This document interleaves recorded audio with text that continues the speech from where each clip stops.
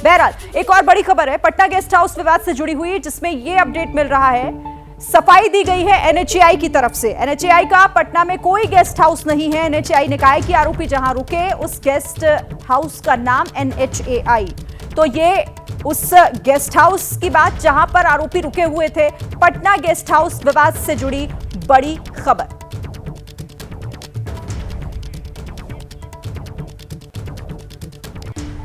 तो बहुत सारे सवाल देखिए अभी भी बने हुए हैं, लेकिन कई जानकारियां भी निकलकर सामने आ रही हैं। नीट कांड का पटना मॉडल क्या है, आप इस बड़ी स्क्रीन पर जरा इसे समझने की कोशिश कीजिएगा।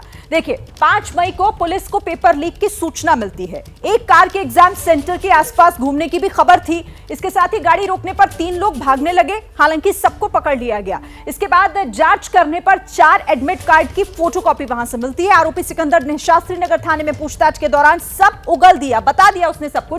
एग्जाम बाद आयुष राय नाम के छात्र को भी पकड़ा गया था और आयुष ने अपने बयान में इसे कबूला कि 4 मई को आंसर जो है वो रटाया गया था। जो आंसर है आयुष के मुताबिक 5 मई को जो पेपर मिला वही रात में उसने रटा था।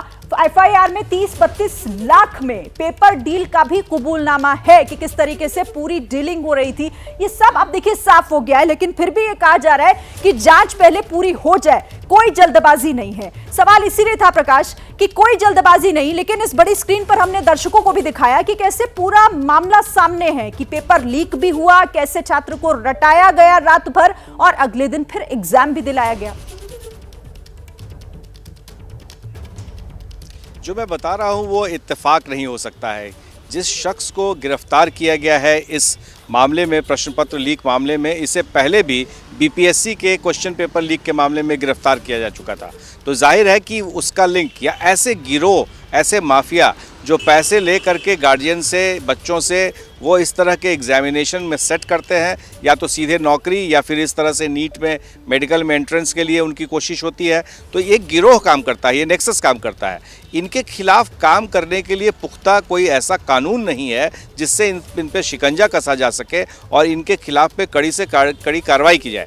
हालांकि अभी हाल ही में 2-3 दिन पहले कैबिनेट ने एक फैसला लिया है, बिहार सरकार ने, कि कड़े कानून बनाए जाएंगे और विधानसभा जो मानसून सत्र है उसमें इस कानून को पारित कराया जाएगा। पर सवाल ये उठता है कि ऐसे माफिया गिरोह आराम से घूमते नजर आते हैं, एक के बाद एक पकड़े जाते हैं, फिर भी बावजूद इसके उनकी कड़ी कार्रवाई नहीं होती है।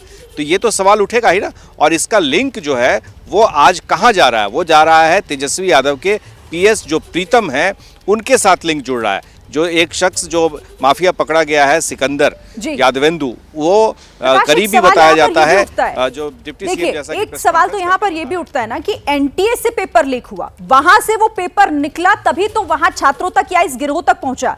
तो अब सवाल यही कि उस गुनहगार तक कब पहुंचा जाएगा? आपने इन तमाम लोगों को पकड़ लिया, इनसे कबूलनामा भी ले लिया, लेकिन वहां तक पहुंचने में अभी कितना समय लग जाएगा? जो जड़ है दरअसल इस पूरे मामले की, यही सवाल है जो ईओयू जांच के दौरान एनटीए से मांग रहा था। उनसे सवालात कुछ किए गए थे, बुकलेट्स मांगे गए थे कि किस सेंटर से कैसे वो पास हुआ है, किस सेंटर से वो पर्चा लीक हुआ है। इसकी जानकारी एनटीए दे ही नहीं रही है, जिसकी वजह से ईओ की जो जांच है वो रुकी पड़ी हुई है, आगे नहीं बढ़ रही है। तो ये सवाल तो है ही कि जांच में सहयोग नहीं कर रहा। ये बताता है कि एनटीए के कोई ना कोई शख्स ऐसे हैं जो मिले हुए हैं, और इस वजह से ही इतना मामला जो है अभी तक पूरी तरह से सामने नहीं आ पाया। जाहिर है, और उसका पता लगाना बहुत जरूरी है, क्योंकि शुरुआत तो वहीं से हुई है। अब इसमें समय कितना लगेगा ये फिलहाल देखना होगा। ठीक है, आप हमारे साथ रहिए। मैं एक बार फिर से जयपुर लिए चलती हूँ, अपने दर्शकों को मनीष का रुख करते हैं। मनीष, छात्रों से फिर बात कीजिएगा। ये तमाम समस्याएं सभी छात्रों की लगभग हर स्टेट में है। वो चाहते क्या है, उनकी मांग क्या है इसे लेकर?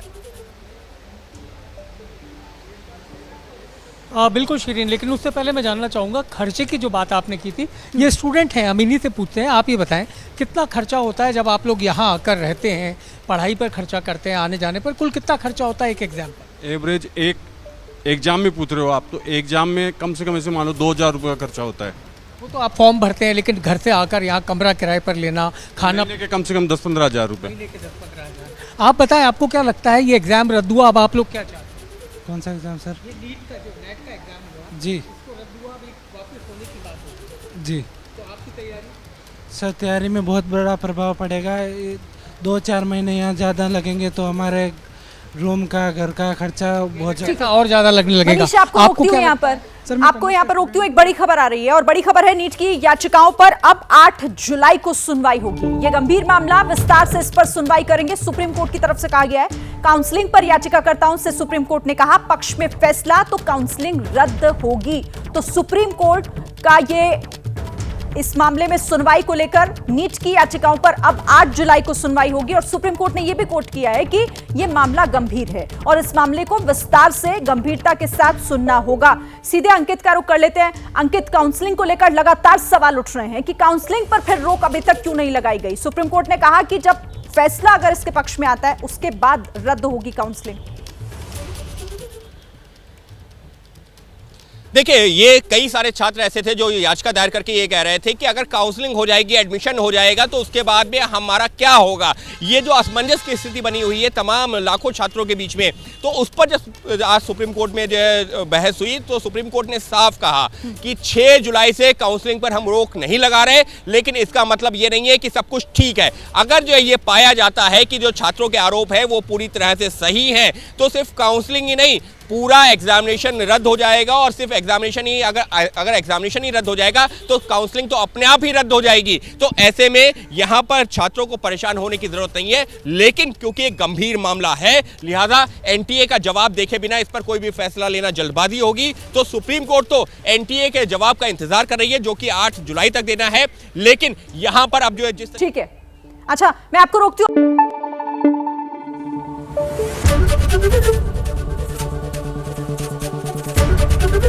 एबीपी न्यूज आपको रखे आगे।